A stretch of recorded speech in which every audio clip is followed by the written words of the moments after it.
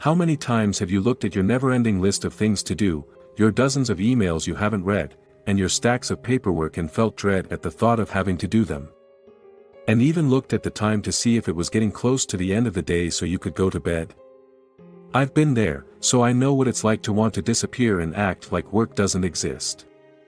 Even if you don't want to do the work, that doesn't mean it will go away.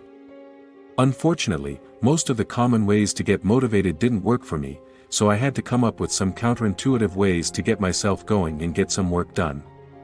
So, if you're like me and sometimes find it hard to get going, know that this doesn't have to be the case. Your mind is set on the wrong thing. The main problem is that you're focusing too much on the wrong thing, which is that you have a lot of work to do. So it makes sense that your mental resistance will rise and take over when all your attention is on something you don't want to do. So where does that lead? A serious case of putting things off. And no matter what kind of work you have to do, even if it's for a big goal you've always had, this problem can pop up and throw you off. When it comes to getting motivated, most people are told to use SMART goals or to picture themselves succeeding. So, those things might work for some people.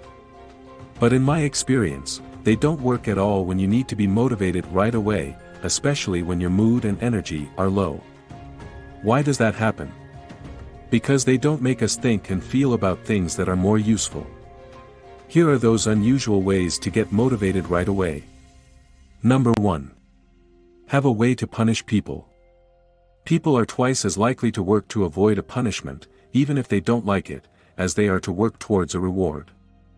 This is something that Daniel Kahneman found out through his many experiments in psychology. So instead of just focusing on getting a treat for being good, it would make more sense to find a way to make bad things happen if you don't do your work. Here are some ideas to get you started. You have to eat something bad if you don't go to the gym after work, e.g. something bitter, like grapefruit. If you don't start your new business or work on it, you have to give money to charity, bonus points if you give to a charity you don't support. You have to take a cold shower if you don't get out of bed on time. Anyway, the point is to make the good choice seem easy compared to what it would cost to not do it. You can even add rewards to this to get people even more excited. Number 2. Go with the crowd. We never really stop feeling pressure from our peers. So, if everyone around you wants you to do something, good or bad, you are much more likely to do it.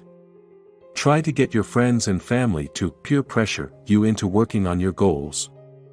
For example, the first thing you'll want to do when you get home from work is kick back and relax.